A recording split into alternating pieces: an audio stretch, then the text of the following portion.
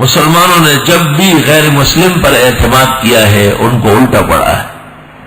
محمود غزنوی کا قصہ ہندوستان سے واپسی کا مشہور ہے، اور اسلامی بادشاہ اس کا تہ و بالا ہونا 656 میں بغداد کے اندر. مستعصم نے ابن القمی رافضی کو وزیر رکھا تھا.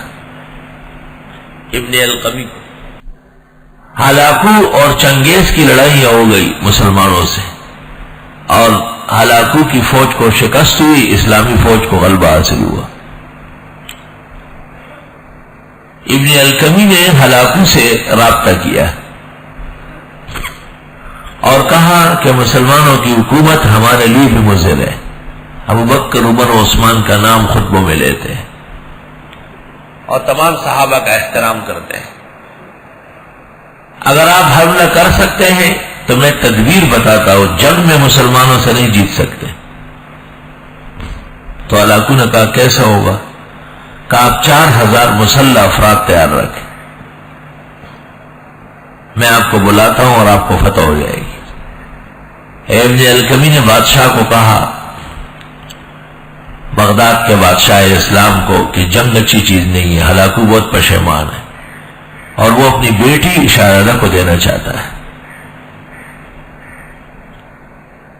بادشاہ نے سوچا کہ وہ شکست ویسے ہی کھا چکے ہیں، چلو بیٹی دے تو اور رشتہ اچھا ہو جائے گا. کہ بہت اچھا. کہ وہ آنا چاہتے ہیں پیشکش کے لیے، آپ دعوت کریں. کہ بہت اچھا. زبردست دعوت ہوئی بغداد کے بیچ میں، سینٹرل میں. جب مہمانوں کے آنے کا وقت ہو گیا تو ابن القمی نے کہا فوج ہٹا دے، یہ بے عزتی ہے کہ فوج کھڑی رہے. سیر العالم میں ذہبی نے لکھا ہے کہ فوج کے جرنیل نے بادشاہ کو دیکھا اور سر ہلایا. کہ بادشاہ سلامت، کیا ہو گیا آپ کو؟ کہیں ایسا نہ ہو کہ ہم علیحدہ قتل ہو جائے، آپ علیحدہ قتل ہو جائے. بادشاہ نے ابن القمی وزیر رافضی خبیث پر اعتماد کیا. بادشاہ بمعام وزراء کے نہتہ انتظار میں کھڑا تھا اور ہلاکو بما 4000 مسلح افراد کے آیا. سب سے پہلے بادشاہ اور ان کے شہزادوں کو قتل کیا اور ان کی لاشوں پر دسترخوان بچھا کر کھانا کھایا.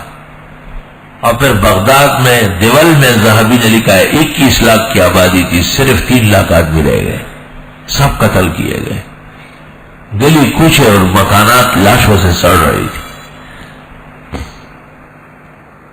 جب ہر طرح ہلاکو قابو کیا بغداد کو، تو ہلاکو نے وہ مشورہ کیا کہ ابن القمی نے اپنی سلطنت ختم کی ہے، یہ ہمارے لیے ٹھیک نہیں ہے. تو ابن القمی کو بڑے بازار میں ذبح کیا کہ جب آپ سلطان الاسلام ان کو ختم کر سکتے ہیں تو ہمیں بھی خطرہ ہے، لہذا آج بکرا بن جاؤ.